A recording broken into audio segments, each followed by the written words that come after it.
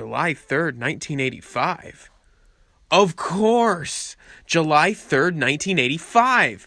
That's the day Back to the Future came out in theaters and changed the course of cinematic history. Possibly one of the best films ever made about time travel. With 2 fantastic sequels, it's definitely the best franchise about time travel. But have you gone back enough times to learn some of these heavy facts about the films? Fasten your seatbelt, because we're about to kick it to 88 miles per hour to find out. The initial idea for the film came from screenwriter Bob Gale, who had been looking through his parents' old yearbooks and wondering if he would have been friends with them had he gone to their high school. He and his friend Robert Zemeckis hashed out a script and set out to find a studio.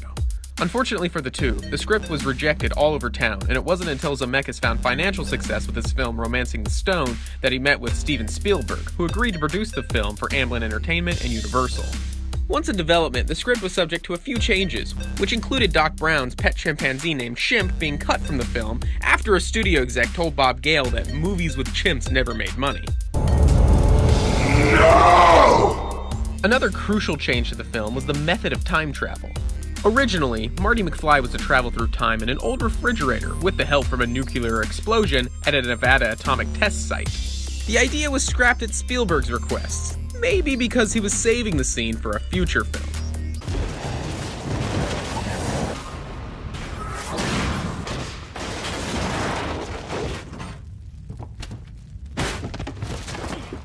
Spielberg thought the time machine needed to be more mobile, and the futuristic-looking DeLorean fit the bill.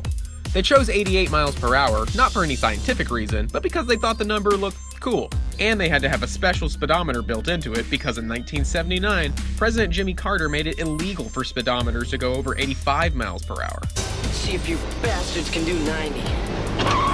That wasn't the only time Spielberg saved the film, though. The president of Universal Pictures requested that the title of Back to the Future be changed to Spacemen from Pluto, believing that no successful movie ever had the word future in it. Frightened by this suggestion, Spielberg sent him back a memo stating that everybody believed it was a very funny joke, embarrassing the president into dropping the idea entirely.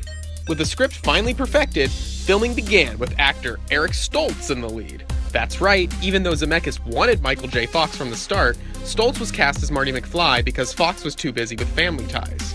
However, after filming several scenes, it was clear that Stoltz's dreary demeanor wasn't the right fit for the character. The film producers made a deal with the Family Ties producer to allow Fox to star, as long as his show took precedence. When told that his co-star had been let go, Christopher Lloyd reportedly asked, "Who's Eric?" Lloyd had referred to Stoltz as Marty throughout the production, and believed that was his real name. Do you know what this means? It means that this damn thing doesn't work at all! Fox was a natural fit for the character, and despite his commitment to Family Ties, dedicated himself entirely to the role.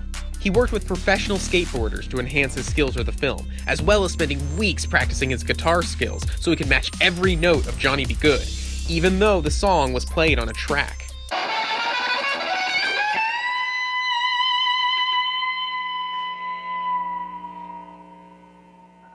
The casting issues didn't end with the first film.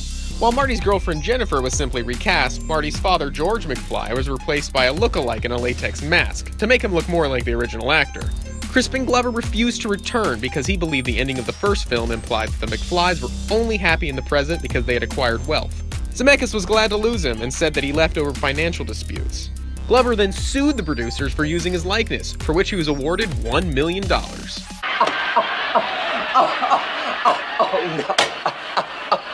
Speaking of lookalikes, to build upon the running joke that Marty McFly's children look just like him, Marty's daughter in the future, Marlene McFly, was portrayed by Michael J. Fox in makeup and a wig. The future setting of the film is infamously inaccurate to the actual 2015, but the technology and designs are still recognizable. This is because production designer John Bell came up with the 1585 rule, which meant that a futuristic object must retain 85% of its original design, while the other 15% consisted of unrecognizable futuristic elements.